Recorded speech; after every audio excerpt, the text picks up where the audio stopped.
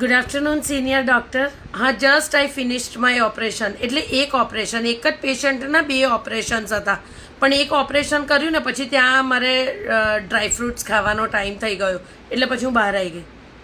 Patient મરી જશે એમ? હા, તો આપણે સાઇન લઈએ જ છે ને રિલેટિવ્સને કે કંઈ પણ થશે તો અમારી જવાબદારી નહીં.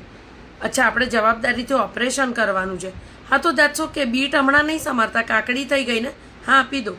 હા, તો કાકડી અને બદામ ખાઈને હું કન્ટિન્યુ કરી લઉં છું સર. શું કહો છો? નહીં, મને વ્હાઇટ કોટ નથી ગમતો સર. એ છે ને મને થોડું સેડ ફીલ આવે છે પણ એટલા માટે એકચ્યુઅલી મારે ડીનને બી રિક્વેસ્ટ કરવાની છે કે થોડો કલરફુલ કોટ લઈ આપે આપણને.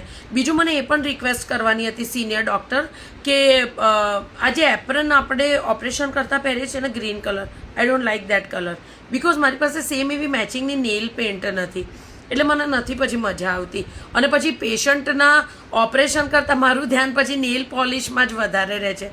એકચ્યુઅલી મારા ફાધર તો ચાહતા જ નહોતા કે હું ડૉક્ટર બનું, બિકોઝ એમને એવું હતું કે હું એક પણ પેશન્ટને નહીં બચાવી શકું.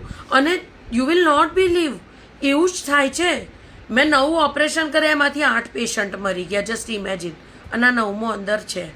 હું તો સાચે તમને કહું સિનિયર ડૉક્ટર, હું છે ને પેશન્ટને 3-4 ગણો એનેસ્થેસિયા આપું છું કે એ લોકો સૂઈ રહે, બટ આઈ ડોન્ટ નો, એ લોકો અધવચ્ચે ઉઠી જ જાય છે.